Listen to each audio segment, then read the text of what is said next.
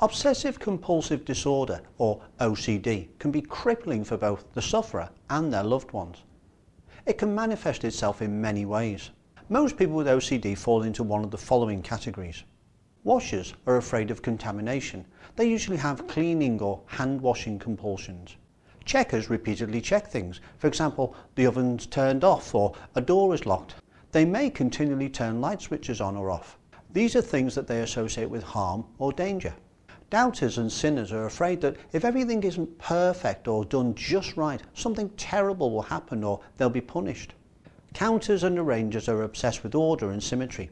They may have superstitions about certain numbers or colours or arrangements. Hoarders fear that something bad will happen if they throw anything away. They compulsively hoard things that they don't need or use. OCDs can be beaten, but it takes time and determination. Essentially, there are 4 steps towards recovery.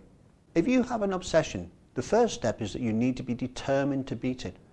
It won't be easy, but people with worse obsessions than you have already beaten theirs, so you can too.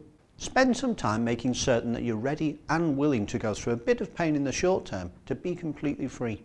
You need determination because you have to experiment with behaviours that are the complete opposite of what you'd normally do in situations when you obsess. You must overcome your doubts and have faith that this will work.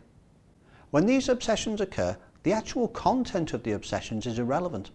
It's not about light switches or buttons or hand washing. Your obsessions represent an anxiety problem, nothing more. The manifestation of your anxiety is not the issue. It's just that the symptoms that your worries produce are so powerful and so disturbing that you become distracted by them and believe that they represent the truth. Accepting that your worries are excessive or irrational isn't easy when you're dreading that you might pass on deadly germs or cause a terrible accident. However, you need to step back from the obsessive thoughts in order to gain a proper perspective. Recognize that this is an anxiety disorder.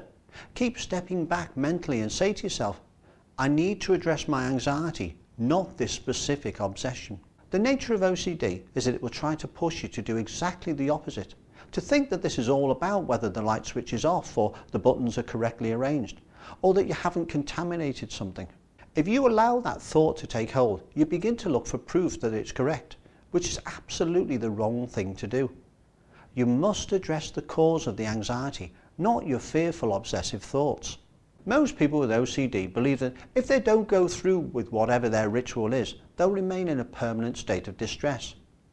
It's vital that you're willing to challenge this so that you can discover that there are other ways to reduce that distress. Have the courage to disprove this belief that something terrible will happen if you do something different. The more you resist your obsession, the stronger it becomes. Instead of resisting the way that you feel, decide instead to accept it. This can be really tough, but it's crucial. When the obsession feeling comes, tell yourself, it's fine that I'm obsessing about that at the moment. Now, this is not saying to yourself that it's fine to actually do it or giving yourself permission to do it. You're just simply saying that it's okay that I thought about it. This eases the stress about the situation and reduces the anxiety, which is the driving force of the obsession. Start a new way of talking to yourself. Say, I accept that I have this obsession. However, this is just simply a way for my anxiety to show itself. It has nothing whatsoever to do with buttons or washing my hands, etc. There are other options to reduce my distress. I'm determined to conquer this problem. Make a start today and get your life back.